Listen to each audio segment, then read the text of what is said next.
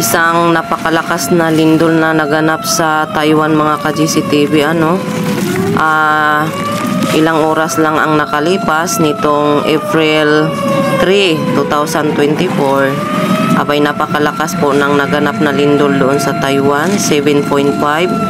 So, manalig po tayo na wag sana itong mangyari dito sa Pilipinas sapagkat delikado ho talaga, no? Hindi po basta-basta ang lindol. Buti na lang kahit papano, 7.5 lang ang naganap. So, paano pag maganap dito sa Pilipinas, yung mas malakas pa sa 7.5? So, kailangan manalig po tayo. Wala po tayong ligtas sa lindol mga ka-GCTV. Mapabundok man o mapapatag, ay delikado po ang lindol. So, nangyari na o naganap talaga yung mga sinabi ng kapangyarihan sa atin doon sa Bundok Banahaw na kung saan talagang may magaganap, no? So, ito na naway di mangyari sa Pilipinas mga ka-GCTV.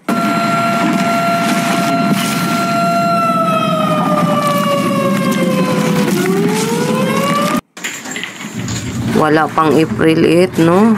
Ang akala ko mag-umpisa sa April 8 ang kaganapan. April 3 pa lang, abay may nangyari na. So sa bagay, buong mundo naman po kasi.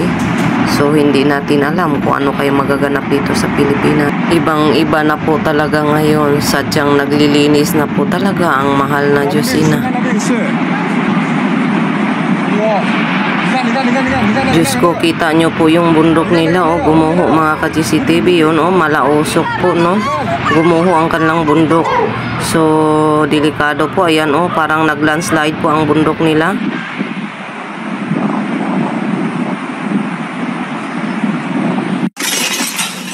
里面有没有人？赶快离开！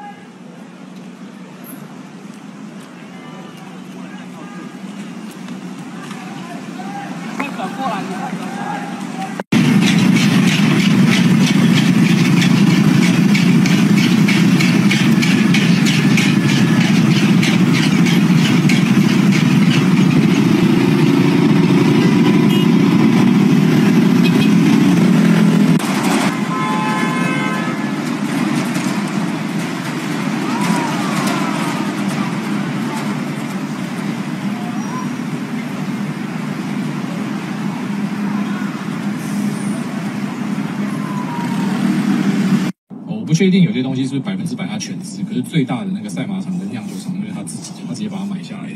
我也是查新闻才知道，你知道吗？所以以前我是想说，这是我岳母的男朋友嘛，那他有时候来跟他聊一聊，他有在弄股票或什么的，稍微聊一下，然后都不知道他这么牛逼，然后后来知道说，